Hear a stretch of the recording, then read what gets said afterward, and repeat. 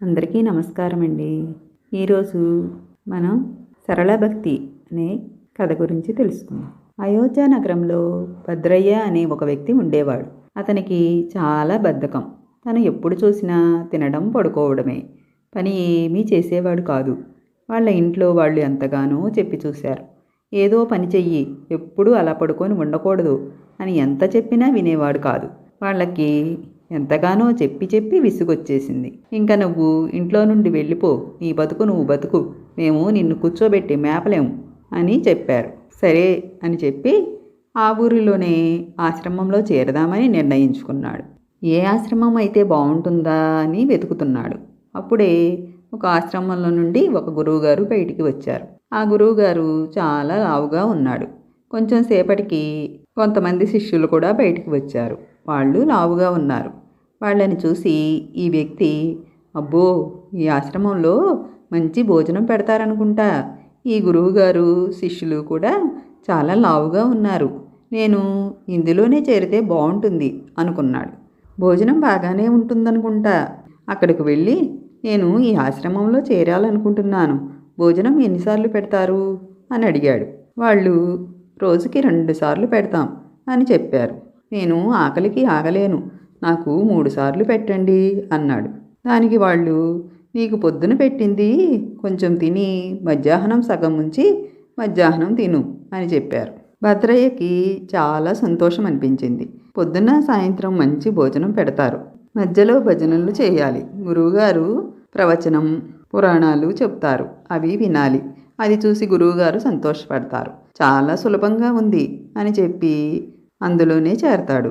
అక్కడ చేరిన దగ్గర నుంచి భద్రయ్యకి చాలా సంతోషంగా ఉన్నాడు. ఇలా 15 రోజులు గడిచిపోయాయి. ఆ రోజు వంట కార్యక్రమాలు ఏమీ జరగడం లేదు.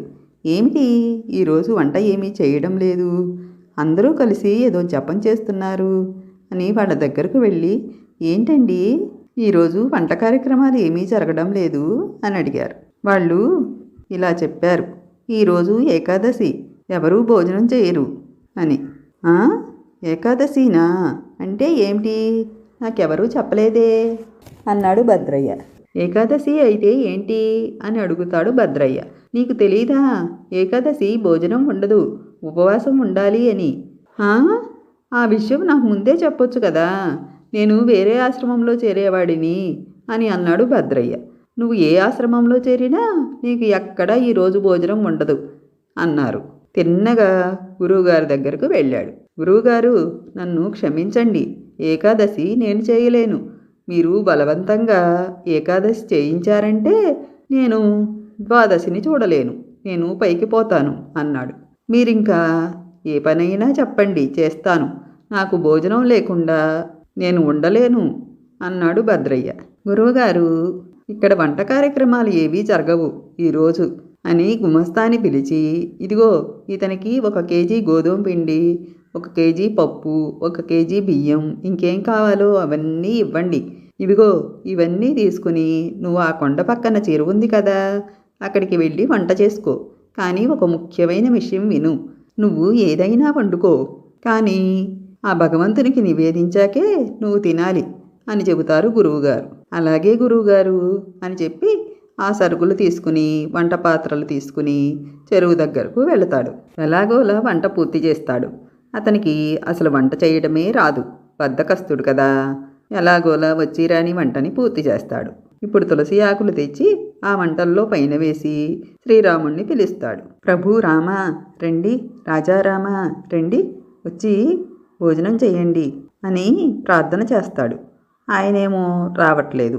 అతను ఏమనుకుంటాడంటే, రాముడే స్వయంగా వచ్చి నేను వండింది తింటాడు, ఆ తర్వాత మిగిలింది నేను తినొచ్చు అని అనుకుంటాడు అమాయకంగా. అతనికి తెలియదు, మనం ఊరికే ఒక మంత్రం చెప్పి నివేదన చేసి మొత్తం మనమే తింటాం కదా, అలానే మనం యాంత్రికంగా నివేదన చేస్తాం. కానీ ఈ విషయం భద్రయ్యకు తెలియదు. రాముణ్ణి పిలుస్తూ ఉంటాడు, అతనేమో రాడు. అకస్మాత్తుగా అతనికి ఒక విషయం గుర్తొస్తుంది. ఇదిగో ప్రభు రామా, నువ్వు ఎందుకు రావడం లేదో నాకు అర్థమైందిలే. నాకు వంట రాదు అనేగా, పప్పు మాడిపోయింది, రొట్టెలు మాడిపోయాయి అనే కదా నువ్వు నా భోజనానికి రావట్లేదు.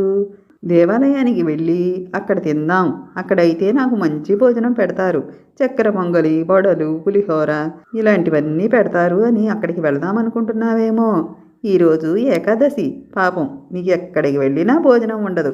నేను బతిమలాడి పిలుస్తుంటే నువ్వు రావా? త్వరగా రా రామా, పదార్థాలన్నీ చల్లబడిపోతున్నాయి, త్వరగా వేడిగా ఉన్నప్పుడే తిను అని మళ్ళీ ప్రార్థిస్తాడు. ఇతన్ని చూసి రాముడికి నవ్వు వస్తుంది. రా సీత, మనం వెళ్ళి తినేసి వద్దాం అంటాడు. ఇద్దరూ కలిసి అతని దగ్గరికి వెళ్తాడు. రాముడిని చూసి అతను ఆనందపడటం లేదు. అతను సీతామాతనే చూస్తూ ఉంటాడు. అతను సీతామాత వైపు చూసి ప్రసాదం వైపు చూస్తూ ఉంటాడు. ప్రసాదం వైపు, సీతామాత వైపు మార్చి మార్చి చూస్తూ ఉంటాడు. అయ్యో, ఇదేంటి, నేను ఒక్కడిని పిలిస్తే ఇద్దరొచ్చారు అనుకుంటాడు. అప్పుడు శ్రీరాముడు, నీకు ఆనందంగా లేదా భద్రయ్య అని అడుగుతాడు. ఆనందంగానే ఉందండి, రండి కూర్చోండి, తినండి. కానీ మనసులో మాత్రం ఆలోచిస్తాడు. ఒక్కరిని పిలిస్తే ఇద్దరొచ్చారు, సరిపోదేమో అనుకుంటూ ఉంటాడు. వాళ్ళిద్దరూ మొత్తం తినేసి వెళ్ళిపోతారు. భద్రయ్య ఏకాదశి ఉపవాసం ఉంటాడు. ఎందుకంటే వండింది ఇంకేం మిగల్లేదు. ఇంకో 15 రోజులు గడిచిపోతాయి. మళ్ళీ ఏకాదశి వచ్చింది. గురువుగారి దగ్గరికి వెళ్ళి, గురువుగారు, నాకు వంట సరుకులు కొంచెం ఎక్కువ ఇవ్వండి, సరిపోవడం లేదు. నేను ఒక భగవాన్ని పిలిస్తే 2 భగవాన్లు వచ్చారు అని చెప్తాడు భద్రయ్య. గురువుగారికి ఏమీ అర్థం కాలేదు.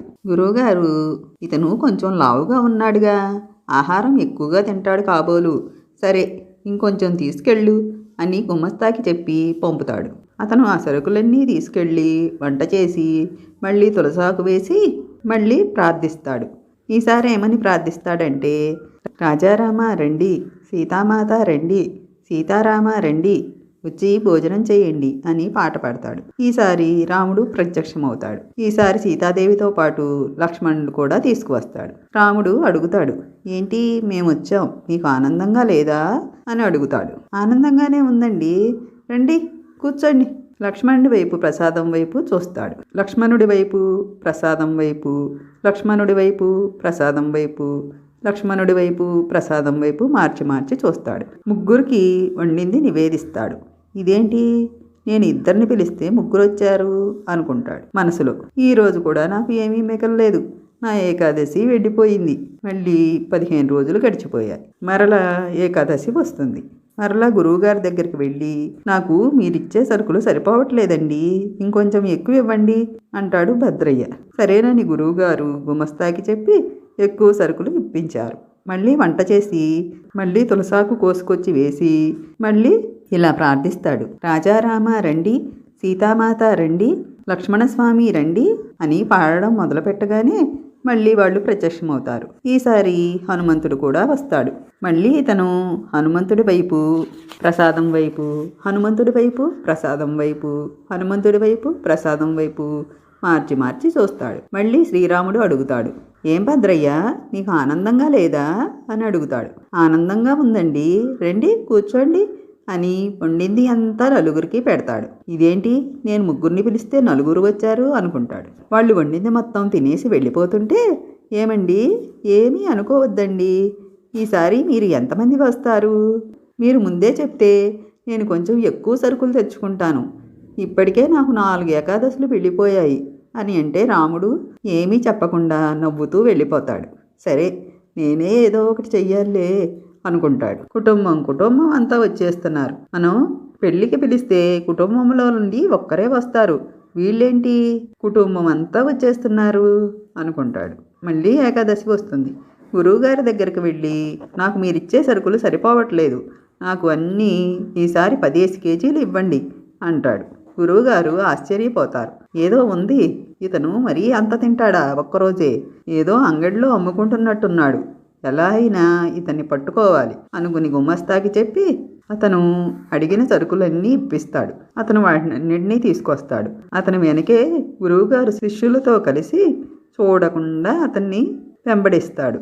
ఈసారి ఆ వ్యక్తి వంట చేయకుండా ఆ సరుకులు అన్నీ అక్కడే పెడతాడు. రాజారామ రండి, సీతారామ రండి, లక్ష్మణస్వామి రండి, హనుమంత్ స్వామి రండి అని ప్రార్థిస్తాడు. రాముడు, సీత, లక్ష్మణుడు, హనుమంతుడు, కౌసల్య, సుమిత్ర, కైకేయి, భరతుడు, శత్రుఘ్నుడు అందరూ వచ్చారు. ఏది ప్రసాదం ఎక్కడ ఉంది అని అడుగుతాడు రాముడు. నేనెందుకు వంట చేయాలి? నేను వండను, మీరే వండుకోండి. నేను వండుతుంటే మీరు తినేసి వెళ్ళిపోతారా? సరుకులన్నీ అక్కడే ఉన్నాయి, వండుకోండి, తినండి, వెళ్ళండి. నేను గత ఏకాదశులన్నీ వండి పెడితే నాకు మిగల్చకుండా తినేసి వెళ్ళిపోతారా అని కోపంగా అని చెట్టు కింద పడుకున్నాడు. సరేలే అనుకుని రాముడు కూరలు తరుగుతున్నాడు. సీతామాత వంట చేస్తుంది. అందరూ తలా ఒక పని చేస్తున్నారు. సీతామాత వంట చేస్తుంటే దేవతలు, మునులు, ఋషులు అందరూ కిందకి దిగి వచ్చారు. ఈలోపు గురువుగారు శిష్యులతో అక్కడికి వచ్చి చూస్తే అక్కడ ఏమీ కనపడదు. ఇతను చెట్టు కింద పడుకుని ఉన్నాడు. వెళ్ళి గురువుగారు, వంట చేయకుండా సరుకులు అక్కడ పడేసి పడుకున్నావేంటి అని అడుగుతాడు. అదేంటి, మీకు కనపడడం లేదా? అక్కడ అంతమంది వంట చేస్తుంటే అంటాడు. నాకేమీ కనపడటం లేదే అంటాడు గురువుగారు. ఇతనికి విపరీతంగా కోపం వచ్చేస్తుంది. శ్రీరాముడి దగ్గరికి వెళ్ళి, మా గురువుగారికి మీరంతా కనిపించండి, లేకపోతే నన్ను సందేహిస్తున్నారు, మీరు కనిపిస్తారా లేదా అని అడుగుతాడు. అప్పుడు వాళ్ళందరూ గురువుగారికి కనపడతారు. గురువుగారికి కన్నుల్లో ఆనంద బాష్పాలు వర్షిస్తాయి. నేను ఎన్నో సంవత్సరాల నుండి పూజిస్తున్నా మాకు ఆయన దర్శనము ఇవ్వలేదు. నీ యొక్క అమాయకపు భక్తికి, సరళ స్వభావానికి దేవుడు దర్శనమిచ్చాడు అని గురువుగారి కళ్ళల్లో ఆనంద బాష్పాలు వర్షిస్తాయి. భగవంతుడు మనలోని సరళ స్వభావం ఎంత ఉంది, అమాయకత్వం ఎంత ఉంది అన్నది మాత్రమే చూస్తారు. మనలో ప్రేమ ఎక్కువ ఉండాలి. మనలో ప్రేమ ఎంత ఉంది అది చూస్తాడు. చిన్నపిల్లలు చూడండి, ఎలాంటి కపటము లేకుండా స్వచ్ఛంగా ఉంటారు. అలాంటి వాళ్ళని భగవంతుడు ఇష్టపడతాడు. అందుకే భద్రయ్య అమాయక భక్తికి భగవంతుడు కనిపించేవాడు.